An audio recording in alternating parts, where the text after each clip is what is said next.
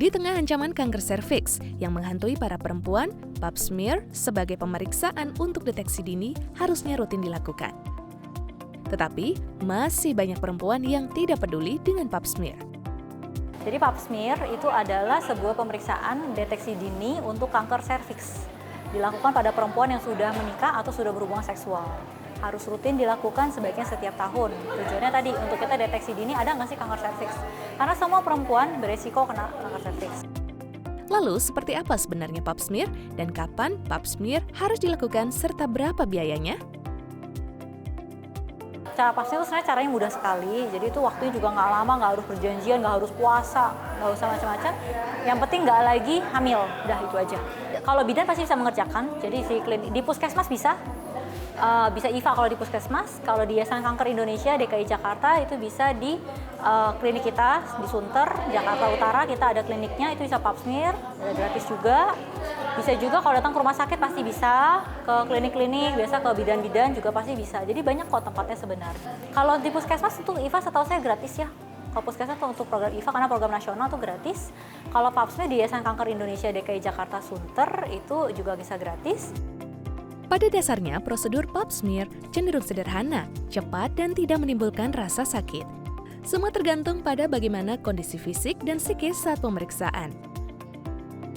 Deg-degan juga sih ya kan, karena memang gimana ya, takut juga sih. Walaupun sebenarnya nggak ada gejala-gejala tertentu dan nggak ada faktor keturunan ya, tapi kan namanya wanita, kita harus safety banget sih, terutama kita yang suka mobile dan tingkat stresnya itu tinggi gitu kan. Terus itu juga pengaruh sama dari polusi juga gitu, dari gaya hidup gitu. Makanya mesti harus waspada sih untuk wanita, tetap jaga kesehatan. Yayasan atau lembaga kesehatan juga sering menggelar pap smear gratis. Jadi, jangan lagi mencari-cari alasan untuk menunda pap smear. Seruan lawas mencegah lebih baik dari mengobati, baiknya selalu diingat.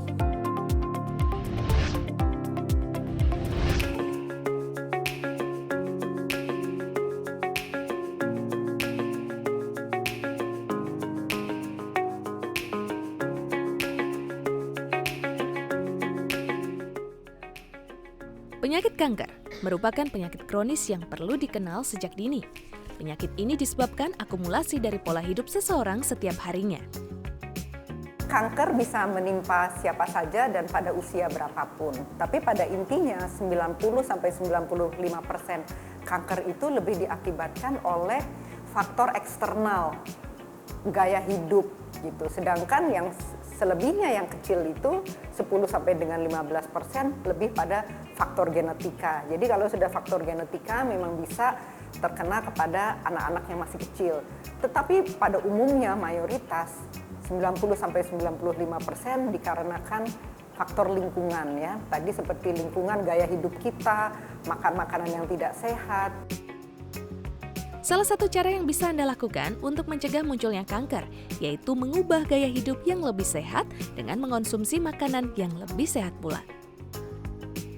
Penting sekali bagi keluarga, khususnya bagi ibu-ibu, itu untuk memilih makanan yang sehat ya.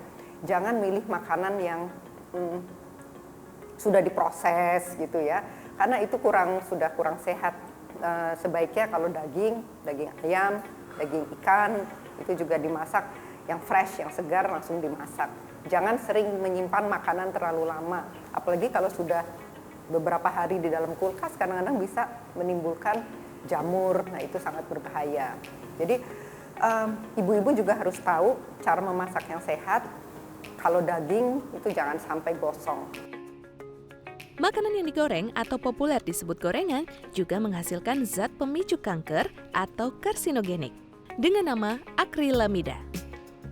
Sebetulnya gorengan itu ya sehat-sehat saja, tapi tipsnya minyaknya jangan digoreng atau digunakan berkali-kali karena itu akan mengakibatkan lemak yang jenuh. Jadi kalau kita menggoreng makanan, tahu, tempe, ayam goreng, kalau bisa minyaknya itu dipakai maksimal 2 kali saja. Kanker tidak memandang usia. Ada baiknya Anda rutin mengecek kondisi kesehatan untuk mengetahui lebih awal munculnya penyakit pada tubuh.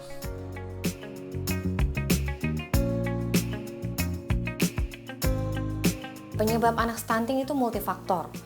Dari mulai janin, artinya dari dalam kandungan, janin itu pertumbuhannya akan selalu dimonitor. Jadi pertambahan panjang badan, lalu sampai pada saat lahir.